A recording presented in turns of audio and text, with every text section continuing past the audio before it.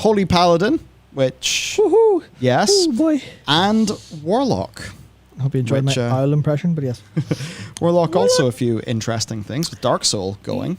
Yeah, interesting. I looked at Warlock and I was like, this seems... I only really looked at Affley and I was like, with Deathbolt back, this kind of looks a little bit okay in my very limited purview of it. And I looked at Holy Paladin. I was talking to Dakar about it and going, well, I can't repeat the things I said. Yes. Because they wouldn't be fit for public consumption. Certainly not the things he said. No, but they were very, very inflammatory statements about whoever may have been considered involved in the Holy Paladin tree, because it is very, very sad.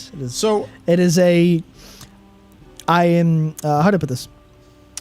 I hope the reaction means they get time to give it a once-over and give it the attention it deserves. That's all I'll say. Yes. I was going to say we'll get to that. It's literally the next thing. Yep. Yeah, that's the fun thing. Ellismere put together one that was like a couple of changes, and it wasn't even like massively different, right? It was literally even got up there. Yep. Yeah, literally like a couple of changes of just, hey, I'm going to move a couple things around. I'm going to, add a couple ideas. The whole thing is this is a very, very, very much, much better tree without massive changes. Just because it's like, it does just enough to go, hey, here's the major glaring problems with this talent tree and with Holy Paladin in general, and they've now been fixed. And most of that is stuff like, hey, here's a replacement for Crusader Strike that heals, so you don't have to be in melee, which destroys your whole point of your Lightbringer mastery, and also makes a build that they tried to make relevant actually relevant. That solves so much of it. Yeah, there's so many. That's the crazy problems. thing about Lightbringer, where Lightbringer, it's based, the healing gets a big old boost based on the proximity. Yeah, to the target or your mastery, your beacon. Your beacon, but your beacon's going to be the tank. The whole thing's designed for you to be in melee, so that part of the mastery doesn't fucking make any sense. Yeah, I guess the idea of a ranged Crusader Strike solves. It gives you the build option. It has downsides because if he replaces it with a healed in his trees, so you lose a bit of damage but it enables the caster Holy Paladin build. Yeah.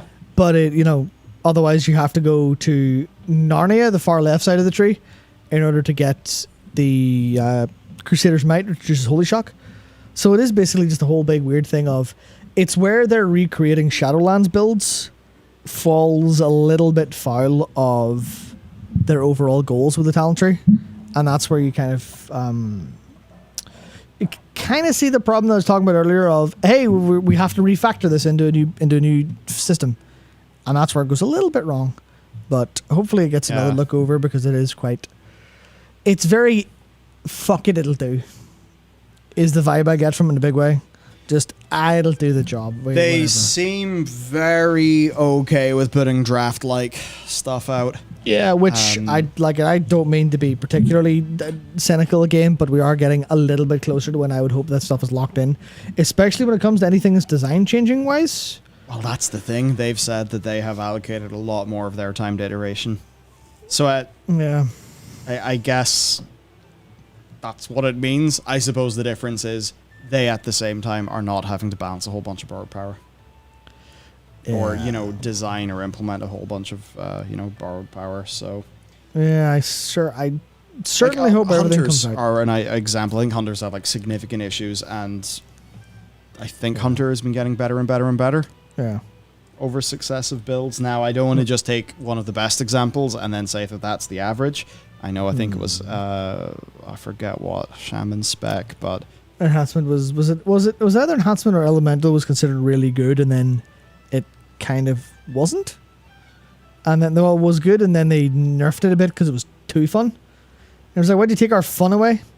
And that runs into a whole problem that we talked about on the news channel recently, of when you show players what something was, they use that as a benchmark to compare to what it eventually is, and that works fine in the case of, hey, this was kind of shit, but we fixed it. Everyone's happy. And then people go, oh, game good now.